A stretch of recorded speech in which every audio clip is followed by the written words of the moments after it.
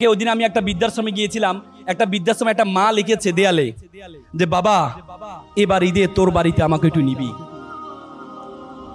বাবা এবার ঈদে তোর বাড়িতে আমাকে একটু নিবি। কত ভয়ঙ্কর একটা বাক্য ব্যবহার করেছে, এবার ঈদে তোর বাড়িতে আমাকে একটু নিবি। যে মা বাবা বলা, মেডিকেল সায়েন্স বলে একটা মানুষ সর্বোচ্চ ব্যথা সহ্য করতে পারে 45 ইউনিট। তার চেয়ে বেশি ব্যথা হলে মানুষ হয়তো বেহুশ হয়ে যায়, না হলে মারা যায়। মা যখন সন্তান প্রসব করে মায়ের ব্যথার হচ্ছে 55। বলা হয় যে 30টি হাড় একসাথে ভাঙলে যেমন ব্যথা পায় তার চেয়ে বেশি ব্যথা পায় মা। সে মাকে তোমরা বৃদ্ধাশ্রমে রেখে আসছো, সে বাবাকে তোমরা আনস্মার্ট বলো।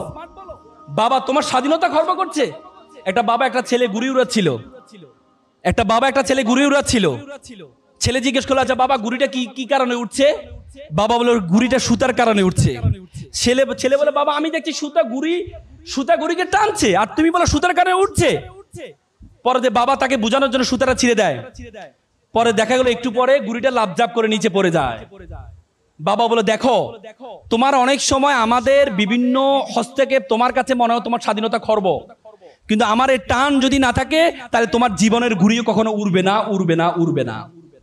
সুতরাং তোমার মা বাবা তোমার জীবনের জন্য অনেক কষ্ট করেছে। বাবাকে বলে মোমবাতির মতো নিজে জ্বলে পুরো পরিবারকে আলোকিত করে।